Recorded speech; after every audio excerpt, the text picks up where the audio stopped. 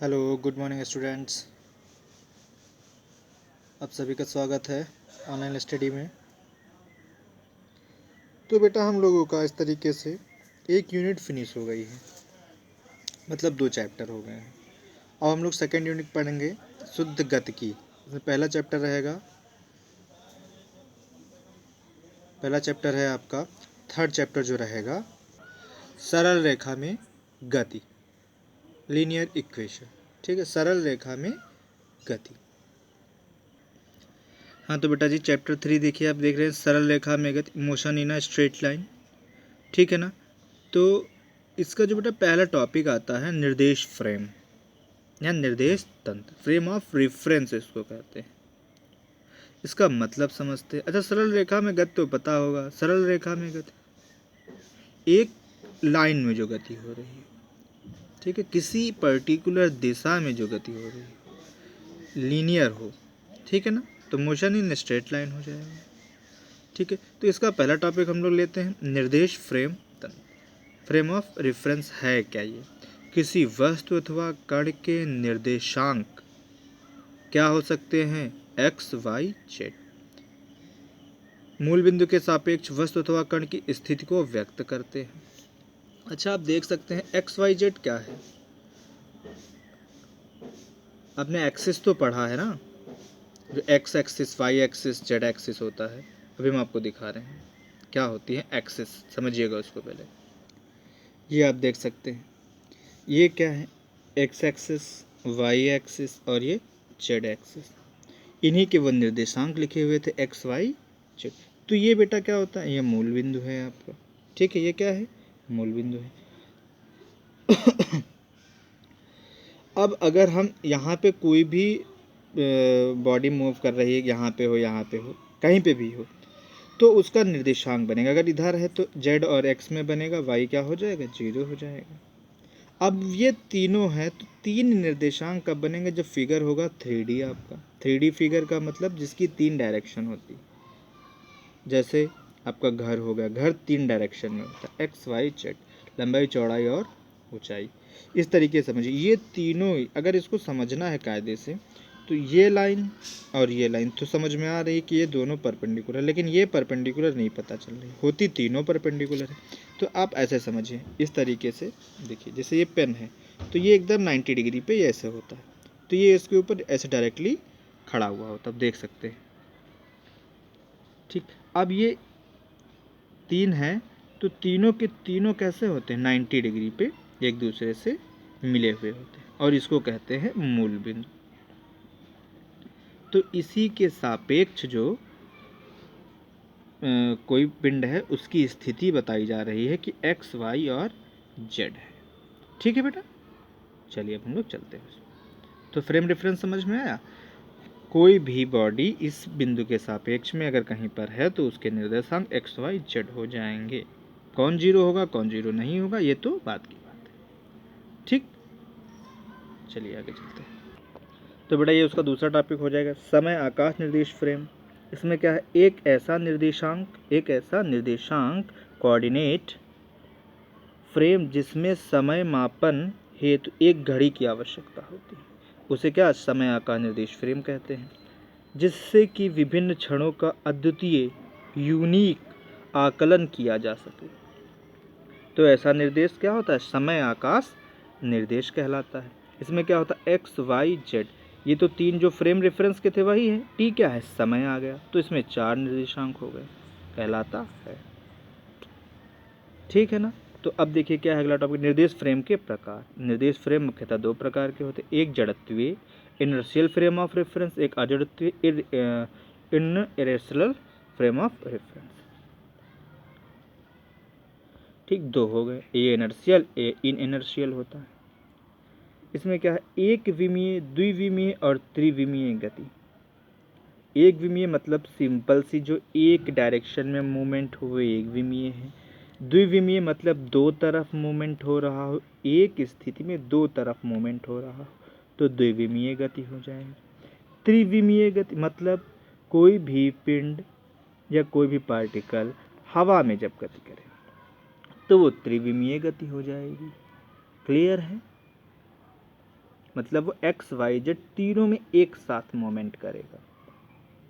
द्विविमीय में वो दो में करेगा, चाहे एक्स वाई में करे, चाहे वाई जेड में करे या जेड एक्स में करे। एक विमीय में क्या होगा, वो सिर्फ और सिर्फ एक डायरेक्शन में मूवमेंट करेगा, चाहे वो एक्स में करें या फिर वाई में करें या फिर जेड डायरेक्शन में करें। क्लियर है?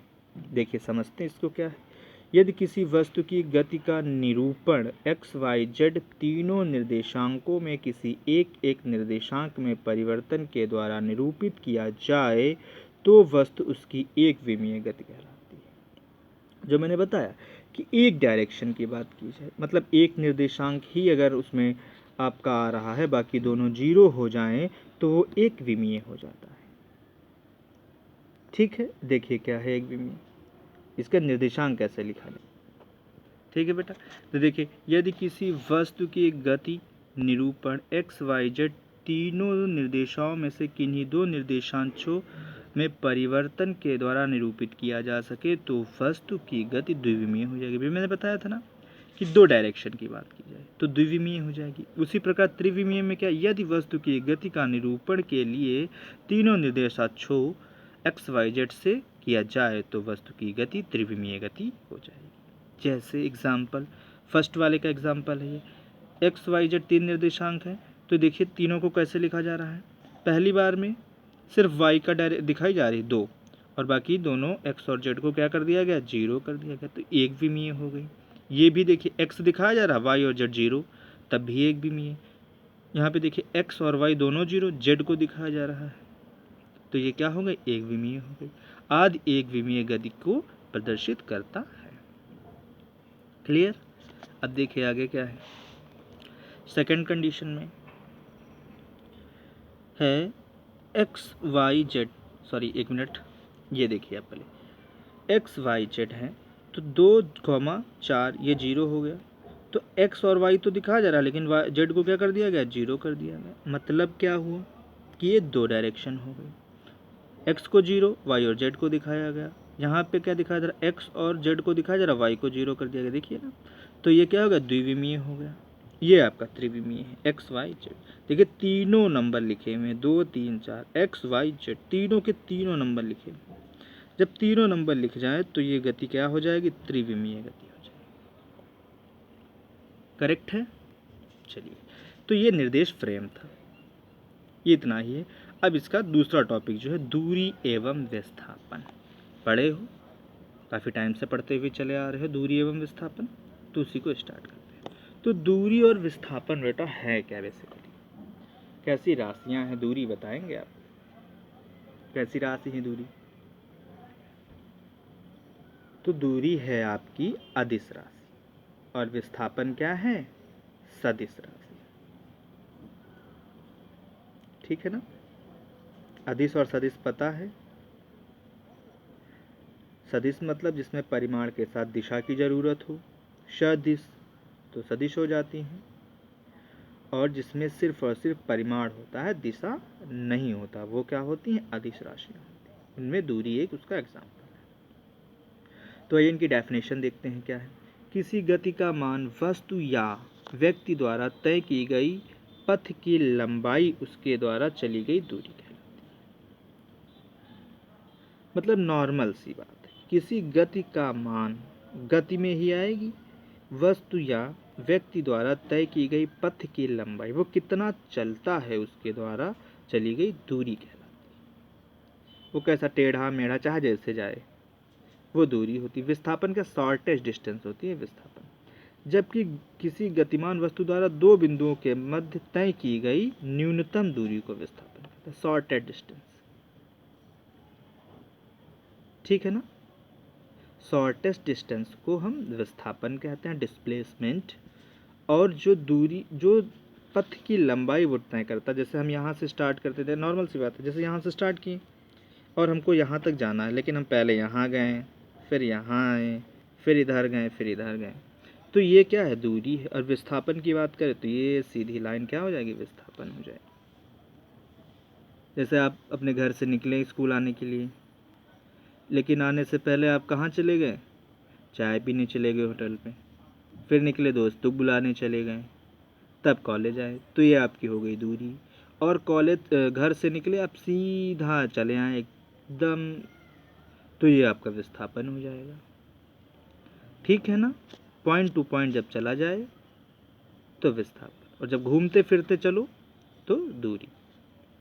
आगे देखिए क्या है, दूरी एक अदिश राशि है परंतु विस्थापन एक सदिश राशि है। अभी मैंने बताया दूरी सदैव धनात्मक होती है, लेकिन विस्थापन क्या होता है, ऋणात्मक हो सकता है, धनात्मक भी हो सकता है और जीरो भी हो सकता है। जीरो कब होता है, जैसे हमने यहाँ से चले और यहाँ पहुँचे, ठीक, तो ये तो विस्थापन हुआ, लेकिन यहाँ से फिर वापस आ गए तो क्या हो गया, इधर से गए तो पॉजिटिव, इधर से आए तो नेगेटिव, दोनों जुड़ के क्या हो गया, शून्य हो गया। ठीक, अब आइए देखते एक समान और असमान गति क्या है।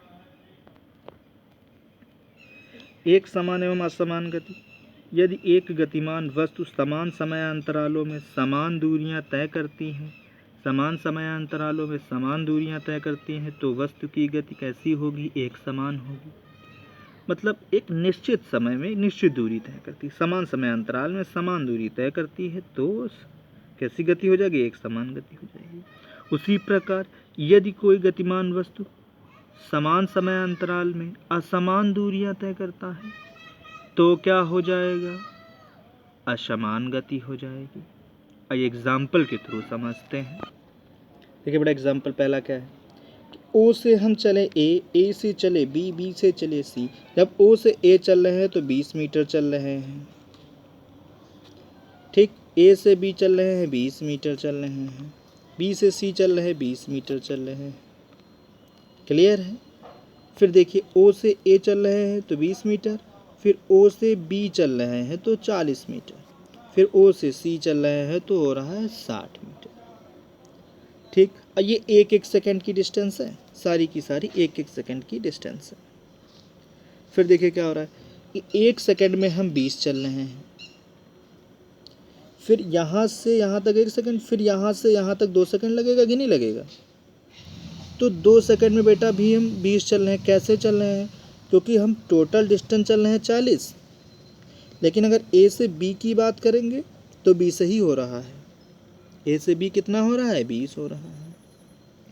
फिर तीसरे सेकंड की बात की जाए, ये भी देखिए 20 ही चल रहे हैं, टोटल 60 जरूर है, ओ से यहाँ तक 3 सेकंड हो रहे हैं, और 3 सेकंड में हम कितना चल रहे हैं, 60 चल रहे हैं। तो ये गति कैसी हो गई, समान गति हो गई, एक समान गति हो गई। फिर उसी प्रकार देखिए अगला है असमान गति, कैसे निकालेंगे, तो ओ से ए से बी से सी। पहले अंतराल में हम 20 मीटर, दूसरे अंतराल में हम 30 मीटर, तीसरे अंतराल में हम 15 ही चल रहे हैं। तो क्या हुआ, ओ से ए तो 20 चले एक सेकंड में, उसके अगले सेकंड में हम 50 मीटर चल रहे हैं, मतलब 2 सेकंड में हम 50 चल रहे हैं, फिर 3 सेकंड में हम 65 चल रहे हैं। तो ये असमान हो गई कि नहीं हो गई, ठीक, तो ऐसे क्या हो जाएगी, असमान होती। पहले में 20, पहले सेकंड में चली गई दूरी बराबर 20, दूसरे सेकंड 50 मीटर, दूसरे सेकंड में कितना, 50 माइनस 20 बराबर 30 मीटर चले। अगले सेकंड में 65 है ना, तो 65 माइनस 50 15 ही मीटर चल पाए। तो ये गति कैसी हो गई बेटा, असमान गति हो गई। फिर आता है चाल तथा वेग, इसमें भी क्या है, डेफिनेशन है इसकी। तो चाल क्या है, वेग क्या है, चाल कैसी राशि है, वेग कैसी राशि है।